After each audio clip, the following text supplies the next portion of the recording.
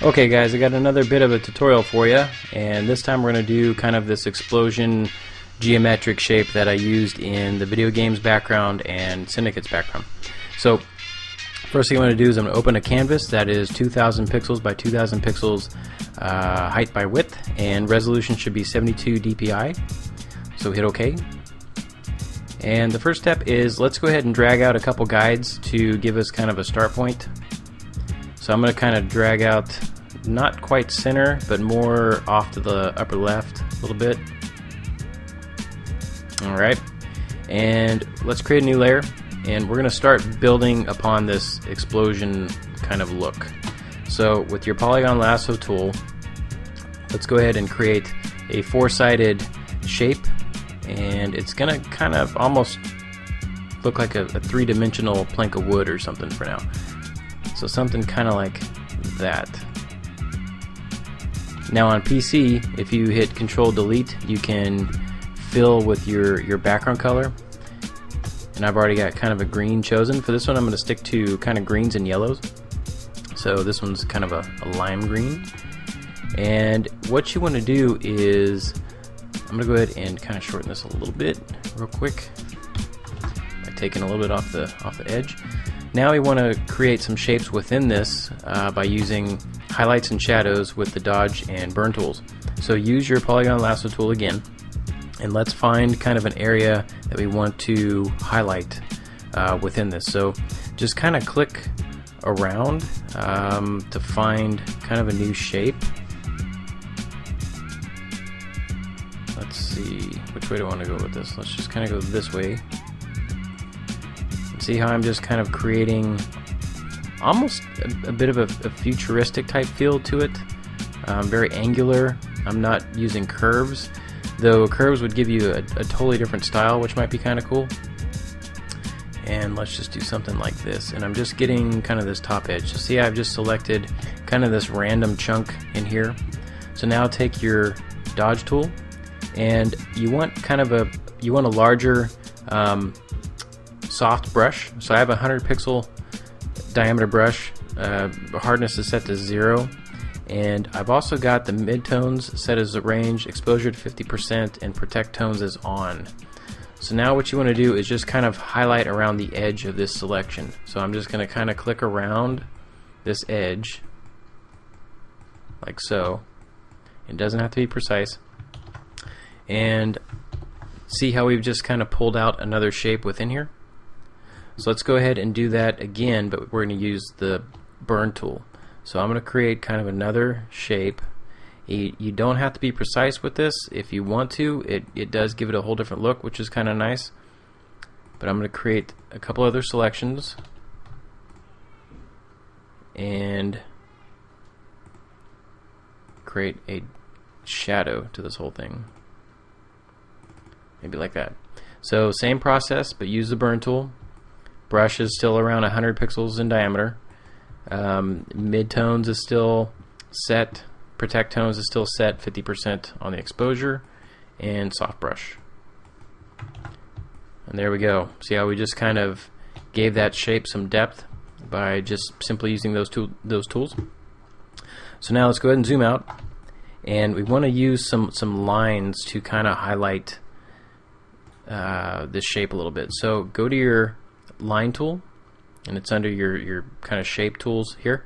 So select line tool, and for the color, let's select a real bright green, almost yellow in this case, and want to make sure that it's going to fill with that color. The weight should be 1 pixel, and make sure you select your color. So let's go ahead and create some lines, and you'll see I'm just kind of offsetting these. There's no real rhyme or reason to it. And just kind of draw where you feel like it works. There's no rules to anything. And I've got 3 lines in there. So I'm going to go ahead and select these all and flatten them together by hitting Control E. Then I'm going to use my eraser tool, and I have it set to about 65 pixels in diameter, soft brush, and let's just fade out the edges a little bit. And there you go. Now basically we're going to do this whole process again. So I'm going to create a new layer, And this time I'm going to select more of a green for my base color. So let's do something more like this to vary it up. And let's draw another polygon kind of overlapping this one. But you want to kind of follow the overall angle that it's going. So I'm going to fill that. See how we kind of have this going here? And same process. Let's take your polygon selection tool and let's find some more shapes in this one. And you can really vary it up, kind of do whatever you want.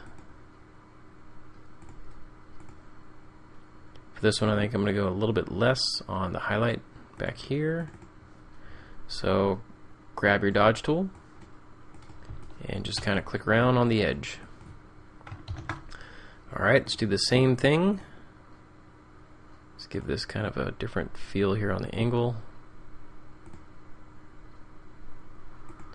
And this is a real easy kind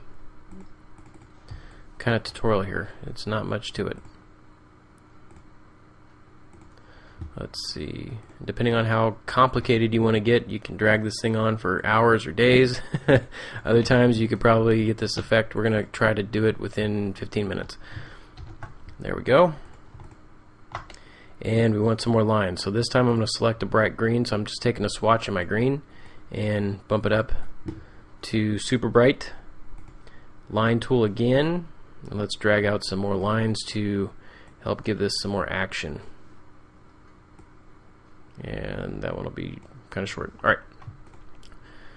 Select them all, Control E to merge, and again let's get rid of the edges with the eraser. Kind of like so. And now we're getting there. Now let's go ahead and take this entire all these layers, and by holding shift, if you click on the folder icon down here on the layers palette, you can group them. And let's duplicate that group. And now with this copy, let's go ahead and hit Control T, and we're going to start creating some more of these and just kind of get going here. So I'm going to click in here and individually move some for a little more variety. And this last one, I think I'm going to go ahead and let's see what we can do here. Kind of give it a little bit different shape, maybe rotate it just a hair. Now on this green, I'm going to use my arrow select tool and make sure that I have auto select layer turned on. And I'm going to select the green here, and I'm going to go to image, adjustments, hue and saturation, and let's turn this one a little more to the blue side, give it a little bit more green, and let's turn the saturation down just a tad. And we're going to vary it up. So this yellow one, I'm also going to select this layer, image, adjustments, hue and saturation, and let's make this one even more yellow. I don't want to get into orange though, so just a little more yellow. Maybe turn the brightness up a little bit more and turn the saturation up a little bit more. There we go. So just a very slight difference, but we have a nice variety of color and overall shape going in here. So let's grab these two groups by holding select, and then click the folder icon again while holding select, and we've got this into another group. Let's copy that group, again Control T, and let's just kind of scale this one down a little bit and move it to offset it kind of around, and see how I'm still kind of staying in, everything is still funneling to this lower, this left hand side here. And we're still kind of around where our guides are still. So everything's kind of angling towards the center point of our guides. And there we go. And to give us a little more depth, see how my green layer here is under the yellow? Let's go ahead and select that layer and use the burn tool, and let's kind of mimic a shadow in there by just burning the edge a little bit. And we can do that a little bit more on some of these. So this one here, I'm going to select and burn that back a little bit just to create some more depth. Same with this yellow down here, kind of like so. And there we go. A little more three-dimensional. Alright, So with these two groups selected, same thing, select them both, folder icon, group them together, and now we're going to create a quick little mask to kind of break this up a little bit. So I'm going to take the elliptical marquee tool, and while I hold Alt and Shift, I'm going to drag out a perfect circle and just kind of about, doesn't have to be, just whatever you think starts to look good. So I'm going to put this one right about here. Now I'm going to go to Select, Inverse, and I'm going to click the mask icon down here. See how we just kind of took a little chunk out of there? And then I'm going to go ahead and flatten all these together. So I'm going to hit Control E, and then I'm also going to right click this mask, and I'm going to hit Apply Layer Mask. Now you've got kind of your master group here. So let's go ahead and duplicate that and just start creating more of this kind of radial explosion look, kind of like so. And now I'm going to burn the layer behind it a little bit more, just to kind of give it some shadow on the overlap. See how it kind of overlaps here and there, and this will give it some more depth. Now I'm going to take both of these layers, create copies of them both, and go the other direction. And let's go ahead and just kind of scale these down too, like so. Now I'm going to go ahead and make sure I got my direct select on, and I'm going to burn down within here a little bit. Whenever you start seeing an overlap, that's a good spot to go ahead and create some shadow. And there you go, we pretty much have our overall shape. So let's go ahead and create a copy of all of these layers. And you can go ahead and hit Control E and edit, transform, flip horizontal. And there you go. And this one I'm going to hit Control T and transform it, scale it down, and kind of rotate it to be our left side of this explosion. And this is looking kind of cool. So I'm going to make a duplicate of everything again. Control E, move it all the way behind all my other layers, and Control T, and this will be kind of our center point behind everything. So this smaller kind of explosion will give it a little more depth. And that one I'm also going to use the burn tool on and kind of just get the overlaps just a hair. Nothing too wild. And there you go. It was pretty quick to get this together. Another thing you can do that you can do to kind of give this some more depth is go ahead and select everything. Let's put this in another group by select and hitting the folder icon. Make a copy of that group. Control E to flatten. Go to Filter, Stylize, Find Edges. There we go. Make a copy of that one, of that layer. Let's toggle off our topmost layer. Now Filter, Blur, Gaussian Blur, and I found 3 pixels is pretty good. Hit OK. Set this layer mode to multiply. Turn the opacity to 40%. Toggle on your topmost layer. Set this layer also to multiply, and also set that to 40%. And look what it does. It gives it a nice little soft edge, but there's still some highlighted edges in there, which looks kind of cool. And this is exactly what I did for those 2 backgrounds. I just did different colors and a little different variation on how everything's laid out.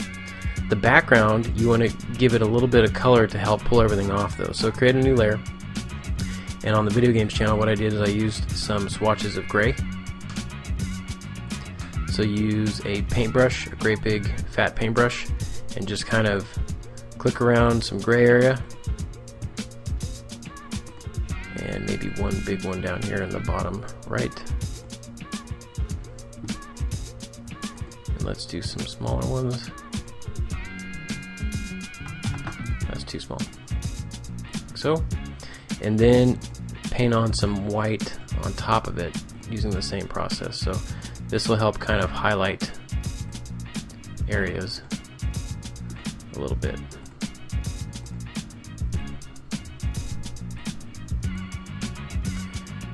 And there you go. In the video games one, what I just kept doing was creating copies of this overall layer, topmost layer, and I just kind of did something where it was kind of off screen, kind of like so. So you can get pretty interesting shapes and overall composition to something like this, and it makes a great little background, a great texture. So my challenge to you is to create your own, and in the comments or as a video response, let me know what you come up with. If you record it or if you create a link to it, send me a comment, send me a message, and show me what you came up with, and I'm very anxious to see what you guys can do with it. Alright, thanks again for checking this out, and I will see you later.